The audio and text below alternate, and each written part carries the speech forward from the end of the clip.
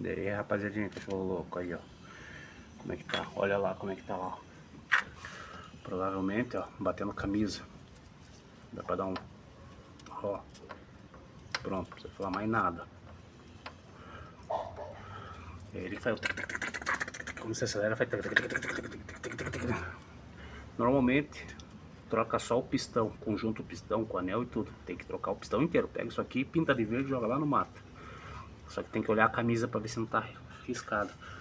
Quando queima óleo acontece isso aqui, ó. Tem que abrir para limpar de qualquer forma. Vamos fazer um teste aqui agora de vazamento aqui, ó. Aqui, ó. Vamos jogar gasolina, não vai jogar óleo, joga gasolina. Olha lá, ó. Com os bagulhos das válvulas tudo inteiro, ó. Joguei, não vazou. Beleza. Admissão. Aí, não vazou também. Beleza. Opa, opa, opa, opa.